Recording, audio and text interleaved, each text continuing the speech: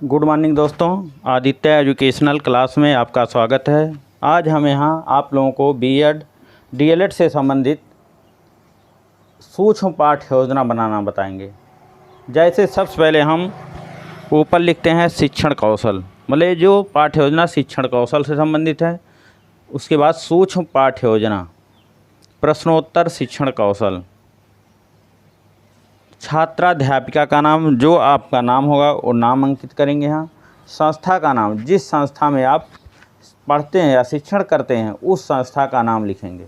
उसके बाद दिनांक जिस दिन आपको यह पाठ्य योजना पढ़ाना उस दिन का दिनांक लिखेंगे।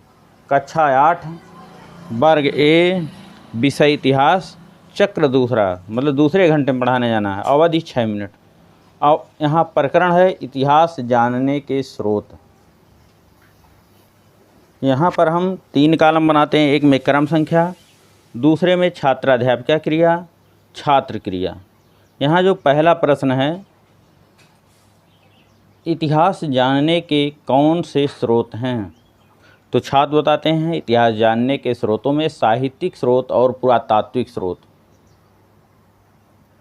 फिर दूसरा प्रश्न, साहित्यिक स्रोत कौन से हैं, तो छात्र बताते हैं धार्मिक साहित्य, धर्मेतर साहित्य। तीसरा प्रश्न, धार्मिक साहित्य के अंतर्गत क्या आते हैं, तो यहाँ छात्र बताते हैं धार्मिक साहित्य के अंतर्गत वेद, वेदांग, ब्राह्मण ग्रंथ, उपनिषद, महाकाव्य, पुराण आदि आते हैं। चौथा प्रश्न, धर्मेतर साहित्य के अंतर्गत कौन से स्रोत आते हैं, तो छात्र बताते हैं संगम साहित्य, मनुस्मृति, नारद स्मृति, अर्थशास्त्र, मुद्रा राक्षस, हर्षचरित्र आदि। उसके बाद छात्राध्यापिका कथन लिखते हैं इतिहास जानने के स्रोतों में साहित्यिक स्रोत, पुरातात्विक स्रोत हैं। साहित्यिक स्रोत के अंतर्गत धार्मिक साहित्य, धर्मेतर साहित्य आदि हैं।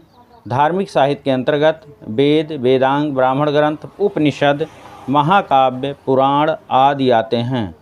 धर्मेतर साहित्य के अंतर्गत संगम साहित्य, मनुस्मृति, नारद स्मृति, अर्थशास्त्र, मुद्रा रासत, हर्षचरित्र, रजत रंगड़ी, मृच्छ कटिकम, अष्टाध्यायी आदि आते हैं। उसके बाद हम प्रश्नोत्तर शिक्षण कौशल की निरीक्षण एवं मूल्यांकन तालिका बनाते हैं। यहाँ पर 3 कॉलम बनाते हैं, क्रम संख्या, प्रश्नोत्तर शिक्षण कौशल के घटक, मूल्यांकन तालिका, न्यूनतम अधिकतम। यहाँ पहला जो घटक है, क्या प्रश्न अस्पष्ट थे, मूल्यांकन तालिका में 0, 1, 2, 3, 4, 5, 6। दूसरा घटक, क्या प्रश्न नुकीले थे, मूल्यांकन तालिका में 0, 1, 2, 3, 4, 5, 6। तीसरा घटक, क्या प्रश्न प्रसंग के अनुकूल थे, मूल्यांकन तालिका में 0, 1, 2, 3, 4, 5, 6। चौथा घटक, क्या प्रश्नों के माध्यम से छात्रों का ध्यान आकर्षित किया गया, मूल्यांकन तालिका में 0, 1, 2, 3, 4, 5, 6। पांचवा घटक, क्या प्रश्न एक दूसरे से संबंधित थे, मूल्यांकन तालिका में 0, 1, 2, 3, 4, 5, 6। यहाँ एक दूसरे संबंधित से मतलब है कि प्रश्न, जैसे प्रश्न पूछा जाता है, जो उत्तर आता है उत्तर से दूसरे प्रश्न का गठन होना चाहिए, उसी को कहा जाता है एक दूसरे से संबंधित। उसके बाद अगला घटक है, क्या प्रश्न छात्रों के बौद्धिक स्तर के अनुकूल थे, मूल्यांकन तालिका में 0, 1, 2, 3, 4, 5, 6। मतलब बौद्धिक स्तर के अनुकूल, मतलब जो प्रश्न पूछा गया छात्र उसका उत्तर दे पा रहे हैं कि नहीं, वो बौद्धिक स्तर के अनुकूल होता है।